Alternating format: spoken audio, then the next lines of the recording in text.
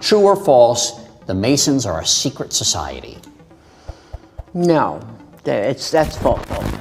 mansuuniyadda ururka amaba dawladda dahsoon ee xukunta caalamka sida dadban hadday noqoto lacagta shirkadaha waaweyn iyo xitaa madaxda waaweyn ee dawladaha qaar ka talisa waxa ka jira aragtiyahan ma kuwa ku dhisan bug iyo propaganda mise waa kuwa jiritaankoodu dhab yahay muuqaalkeena maanta aynu kaga hadli doonaa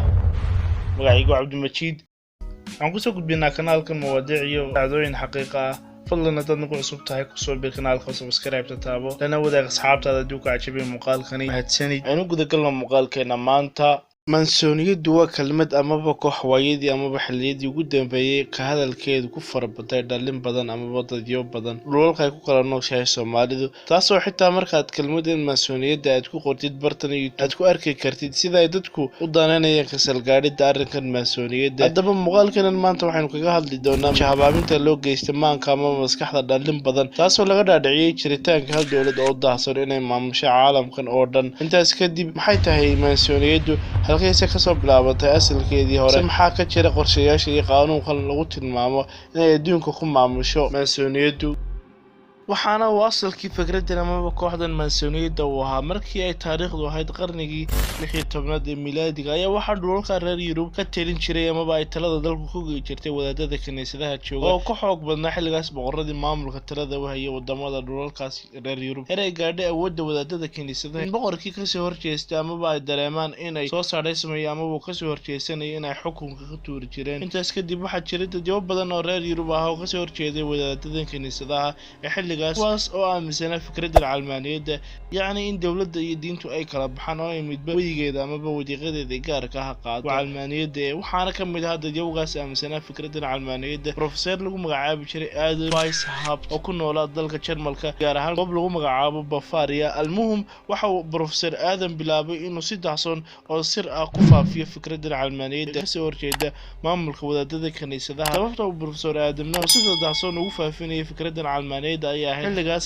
sida aan hore soo xusnay in xarig oo sababsanay ama bedel qofkii ka hor yimaada xukunka kaniisadaha waxaana uu ninkan lagu magacaabo professor Adam Weishaupt uu aaminsanaa fikradda calmaaniyadda inay tahay mid qura ee xalka uu ah shacabka reer Yurub in lagu xukumo waxaana uu professor Adam Weishaupt u bixiyay kooxdiisa sirta ahayd ee la faafinaysa fikraddii calmaaniyadda ahayd almutanawwirun amaba illuminati amaba haddii aan Soomaali garayno iftiimeeyaal amaba bidhaameeyaal waxaana ay kooxda badankoodu ka tirsanaayeen koox kale amaba urur kale oo isna jiray xilligaas amaba waagaas oo lagu magacaabi jiray Freemason amaba almaasoniya amaba haddii aan Soomaali garayno Freemasonkan ama maasoniyaddan waxay noqonaysaa wastaadyadii xorta ahaa yacni waxay ahaayeen kooxdan shaqadoodu dhisidda dhismayaasha amaba nashqadeynta qasriyada xilligaas mana aha kooxdan lagu magacaabo Freemason amaba maasoniyadda kooxo sir ah oo daahsan laakiin waa kooxo xogahooda oo dhami ay banaanka amaba meel kasta aad ka heli karto haddii aad baadho halka ay kooxdii aynu hore soo sheegnay ee madaxa uu ahaa amaba aasaasay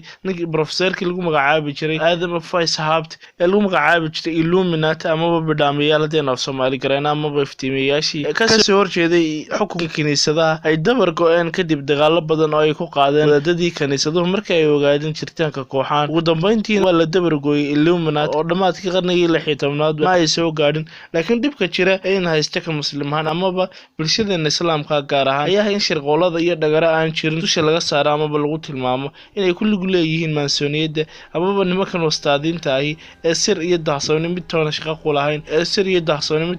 ku lahayn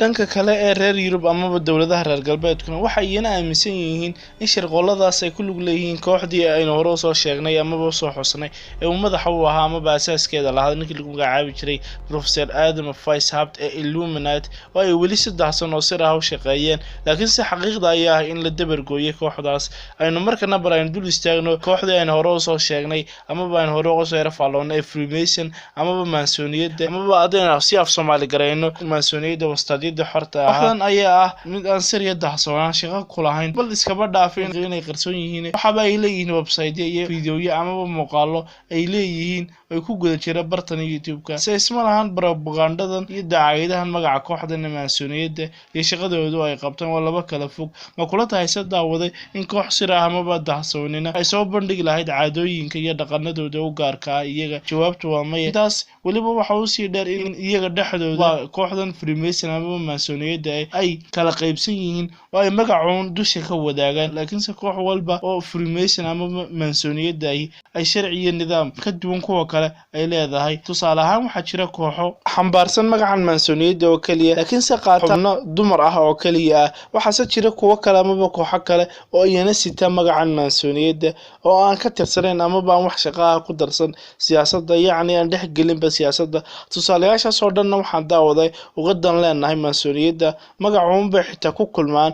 sidooda kale way ka kala duwan yihiin oo midba waxay leedahay sharci iyo dastuur u gooni ah, mana aha kooxo dadban amaba dahsan, waa kuwo banaanka xogtoodu taalo. markaas ma kula tahay daawada inay dowlad tahay oo adduunka xukunto? waa la yaab sidee talow dadyow iyagiiba kala durugsan yihiin oo iyagiiba kala sharci iyo dastuur duwan yihiin ugu suurtooda inay adduunka ka taliyaan. waxaad arkaysaa si daawada dadyo ku wareersan arrinkan maansooniyadda oo mid kastaaba ula kacayo dhanka uu jecel yahay. qaarba waxay ula kacayaan yuhuudda amaba gumaystaha Israa'iil, qaar kalena waxay ula kacayaan inay maansooniyaddu tahay kuwa shaydaanka caabuda, qaarba dhan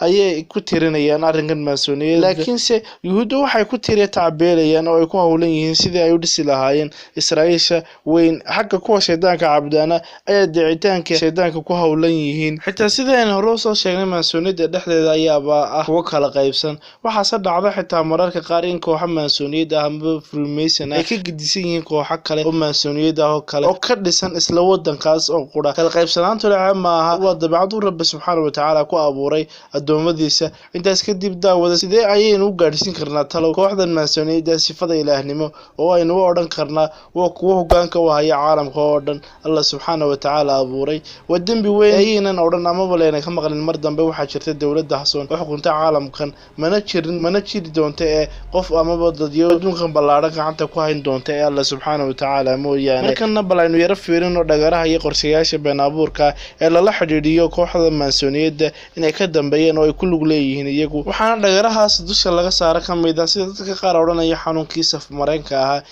COVID-19 waxa uu ahaa shirqool ay maansooniyaddu ku lug lahayd sida ay u leysa dadka. taasina waa been buur ka cad been odhan karnaa, sababtoo ah waxaa jiray oo adduunka soo maray xanuuno ka khatarsanaa koronaha sida hargabkii Isbaanishka ay ku nafwaayeen malaayiinka dadka ahi. talow kuwana maansooniyadda ayaa ka dambeysay? jawaabtu waa maya ayaynu odhan karnaa markaad la kaashan caqligaaga bad qaba. ugu dambeyntiina daawada aynu ka shaqaysiino maskaxdeena oo aynu baadigoob iyo kala shaandhayn ku samayno wax kastoo aynu daawano amaba aynu akhrino ama aynu maqalno. intaas ayaynu kusoo gabagabaynaynaa qodobkeena maanta. wixii khalad iga dhacay naftada iyo shaydaan bay ka ahaadeen. waxaad ku dhaafay intay ku kulmi doono muuqaalka